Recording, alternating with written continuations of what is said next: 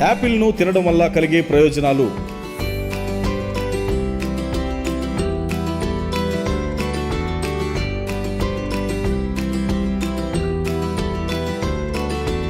ప్రతిరోజు ఓ యాపిల్ను తింటే డాక్టర్ను దూరం పెట్టవచ్చు అనే సామెత మనం ఎప్పటి నుంచో వింటున్నాం. యాపిల్ను ప్రపంచంలో ప్రతి ఒక్కరూ ఇష్టపడుతుంటారు. యాపిల్ తింటే ఎన్నో విటమిన్లు, మినరల్స్తో పాటు అధిక ఫైబర్ను శరీరానికి అందించవచ్చు. యాపిల్ను తినడం వల్ల రోగనిరోధక శక్తి పెరగడంతో పాటు ఫెక్టిన్ అనే ఫైబర్ వల్ల జీవక్రియ మెరుగుపడుతుంది. అలాగే గుండె పనితీరును కూడా యాపిల్ తినడం వల్ల మెరుగుపరుచుకోవచ్చు.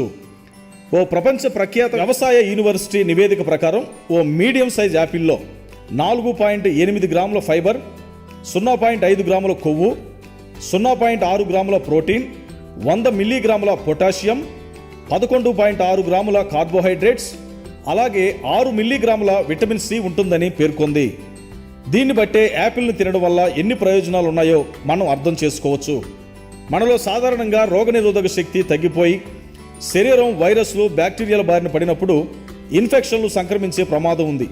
ఇలాంటి సమయాల్లో యాపిల్స్ను తినడం వల్ల శరీరంలో యాంటీ ఆక్సిడెంట్లు పెంచి ఆరోగ్యకరమైన కణాలను నిర్మించడంలో సహాయపడుతుంది.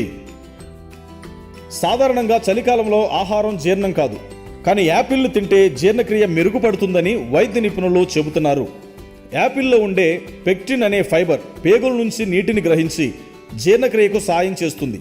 అలాగే యాపిల్ తింటే మలబద్ధకం సమస్యల నుంచి బయటపడవచ్చని నిపుణులు చెబుతున్నారు. అలాగే యాపిల్లో ఉండే మాలిక్ యాసిడ్ కూడా జీర్ణక్రియ సక్రమంగా అవ్వడానికి ఉపయోగపడుతుంది. యాపిల్ తినడం వల్ల అందులో ఉన్న అధిక ఫైబర్ మన శరీర బరువును క్రమబద్ధీకరించడానికి ఉపయోగపడుతుంది.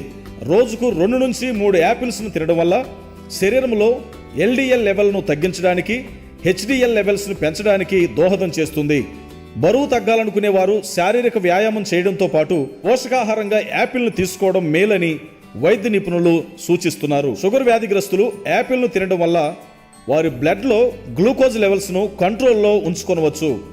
అలాగే గుండె వ్యాధిగ్రస్తులు యాపిల్ను తినడం వల్ల అందులో ఉన్న అధిక ఫైబర్ శరీరంలో ఉండే కొలెస్ట్రాల్ స్థాయిలను తగ్గించడానికి ఉపయోగపడుతుంది.